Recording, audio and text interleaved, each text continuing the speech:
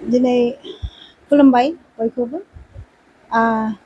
आं बेखौनो होननो सानदों सालाकाटि 12 नं सालाकाटि समस्तियाव जों मोजाङैनो खामानिखौ मावगासिनो दं। जोंनि माखासे कार्यकर्ता मण्डलनियानो होन, मण्डलनि पेरेन्ट बडियानो होन आरो मर्चाफोरानो होन आरो बुथनि कार्यकर्ताफोर हौवा हक हिन्जाव हक बयबो गोसो होनानै खामानि मावगासिनो दङ।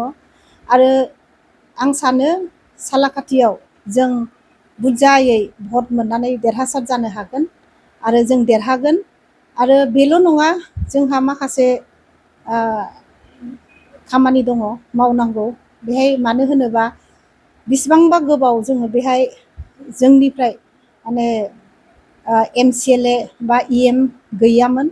दा बेखौनो आङो गोजोननाय बावहरदों जोंनि डक्टर हिमन्त बिश्व शर्मा बिथांखौ आरो जोंनिनो प्रेसिडेन्ट रायजिकनि प्रेसिडेन्ट दिलीप शइकिया बिथांखौ आरो जोंनिनो इनचार्ज मिनिस्टार अशक सिंहाल बिथां आरो इनचार्ज दंबावो स्टेटनिफ्राय बिथांमोनखौ दिप्लु रन्जन शर्मा आरो सासे दंबावो अश्विनी राय सरकार बिथांमोनखौ आं गोजोननाय बावहरदों। बिसोरबो खामानिखौ मावगासिनो दं मोजाङैनो। आरो हिन्जाव हिसाबै आंखौ बेहाय प्रार्थित होदों। आं सानो बेहाय जोंनि माखासे खामानिखौ मावनानै जों बेहाय मोजां भटखौ मोननानै देरहासार जानो हागोन। थेवब्लाबो सोर MCLA देरहासार बसुमतारी बिथाङाबो बेहाय MCLA जानानै दङ, माबायदि उद्धार खालामगोन बिनिफ्राय? औ, बेथ' बिथाङा गोबावसै बिनि MCLA जानाय आरो EM जानाया।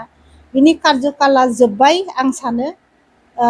बिनि थाखायनो जोंनि माखासे बेनि भटारफ्रा एसे बाजानाय मोनबाय बिथांखौ। आं सानो बिथाङा एथ'ग्राब जोंनि थाखाय फेक्टर नङा होननानै आं सानो आरो। बेवहाय गाहायै UPPL आरो BPF बे मोननै दोलोआबो दङ। बेहाय माबायदि जुजिनाया जागोन नोंथांनि? जुजिनायाथ' आं सानो गोब्राबैनो जागोन। जों साथामनि गेजेराव UPPL आरो BPF आरो BJP नि गेजेराव बेहाय BJP आनो देरहालांगोन होननानै आं सानो। जुदि रायजोफ्रा नोंथांनो भट होयोबा माखौ नायनानै होगोन रायजोफ्रा? बयबो मिथिखागौ। मानो होनोबा जोंनि भारतीय जनता पार्टिया बयनिबो हिन्जाव हक आरो हौवा हक बा जोंनि स्टुडेन्ट हक बिसोरनि थाखाय माखासे मोजां मोजां आसनि होगासिनो दङ।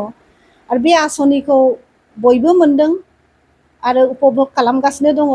माखासे दङ जों होनो हायाखैब्लाबो होगोन, होलांगोन। बेहाय जोंना एलायन्ससोमोन आवगोलावथ' UPPL आरो BJP एलायन्स समावबो जोङो माखासे होनो हादों आरो माखासे होनो हायाखै। खिन्थु एबार देरहालाङोबा आं सानो बेहाय डाइरेक्टलि जोङो बे माखासे आसनिफोरखौ जों होनो हागोन आरो। बेसेबां जौखोन्दो लानानै नोंथाङा देरहासार जानो हागोन? बेखौ दा बुंथ'नो हाया, खिन्थु थेवब्लाबो मोजां भट मोननानै देरहागोन होननानै आं सानो। नोंथाङा नमिनेसन बिलाइखौ माला गथायगोन? गाबोननि समावनो जों बेसेबांसो नमिनेसन जायो? होगोन। 11टासोआव जों खालामनो सानदों आरो नमिनेसनखौ हैनो सानदों। नोंथाङा सानोना सालाकाटियाव BJP देरहागोन होनना? औ, निस्सय देरहागोन।